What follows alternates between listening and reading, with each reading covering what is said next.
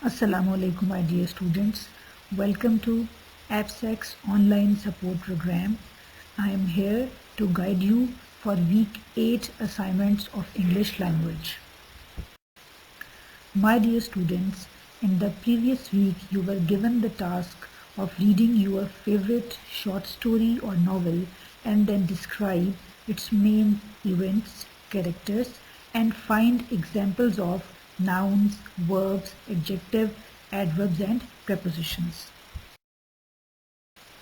So first of all, let's have a look at this week's objectives. First of all, you will complete the reading of a short story or a novel you have started in the previous week and you will answer some questions. You will complete a survey and find out how much of each type of food you eat. Then you will read about 3 types of exercises and you will enter those words in your vocabulary bank. And finally, you will write an email to your principal asking him to give your class permission to celebrate Family Week or Friendship Week in your school. My dear students, to make the process of understanding of the lesson convenient for you, I have listed out some vocabulary words and provided you with the meanings as well. Let's have a look at them. Ingredients, a type of substance present in a mixture. Nutrient, a source of nourishment. Warm up, a gentle exercise. Stretch, to lengthen by pulling. Work out, to exercise. Compete, to take part in a contest. Cool down, to calm down, to cause the temperature to decrease. Athletics, physical activities such as sports and games. Lesson number 1. Favorite novel or story. As you know, you have started the reading of your favorite story or a novel in the previous week. Now, it is expected that you have completed the reading of that novel or story. You will answer some questions. You will tell what the story is about. You will write one character sketch from the novel or story and its importance in the story. Do you like that character or dislike it? You will give reasons for your answer.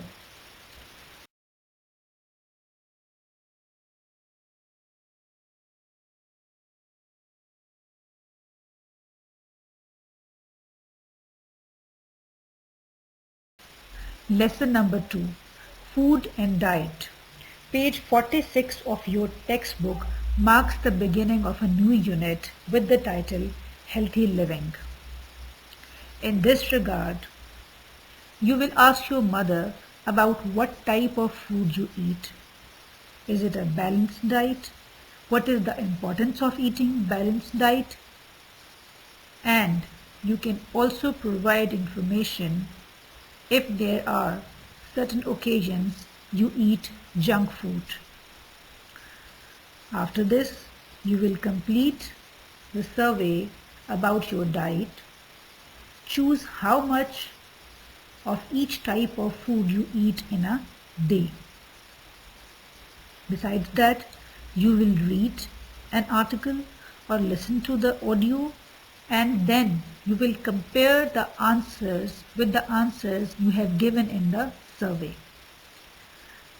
You will look around your kitchen and identify 2 things each under the following headings: proteins, carbohydrates, fruits, vegetables, and junk food. You will also complete exercise 3 from the student book and match the definitions to the words in bold in the articles. Lesson number 3. Exercise. It is a universally acknowledged fact that exercise is very essential for human beings. It helps us to maintain good health and good shape. On page 51 of your textbook, there are three types of exercises mentioned that people usually do.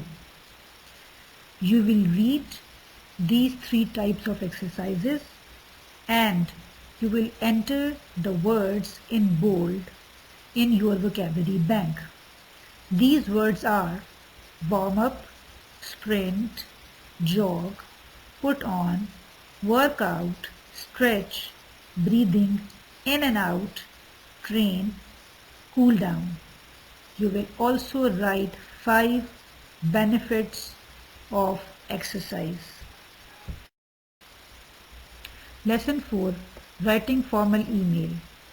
You will write an email to the principal of your school and ask him permission for your class to celebrate Family Week or Friendship Week in your school.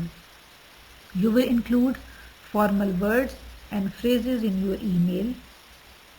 There will be 3 paragraphs in your email.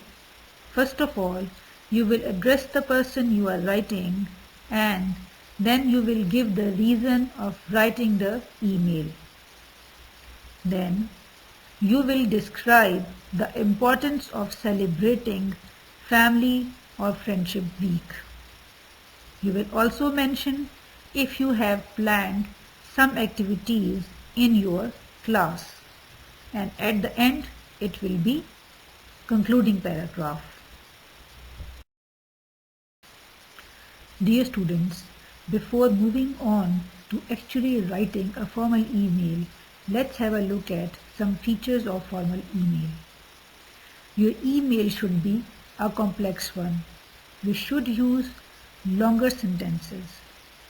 You should be as thorough as possible in your approach in proving your point.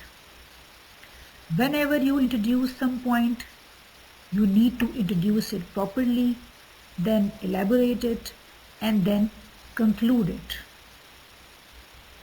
Objective. Your email should be objective and you should support your point with complete arguments. Your email should be devoid of emotions, so avoid using exclamation points, ellipses, etc. Full words should be used instead of contractions. Avoid using abbreviations. But in certain cases, some abbreviations are more known to the people. For example, BBC, ITV, etc. You can use them. Third person. Email should be in third person because formal email is not a personal writing style. So, the formal email writer is disconnected from the topic and he or she should not use first person or second person. My dear students, formal email is always written to your professor, your colleague, your boss, etc. It is related to your professional life. So, you should use accurate grammar and punctuations and your spellings should also be correct. Below is an example of a formal email. By reading this, you will surely understand how to write a formal email to the principal of your school. My dear students, this is all for week 8 English language assignments. I hope you have completely understood what you are supposed to do this week. I wish you all a very productive and fruitful week ahead. Thank you so much.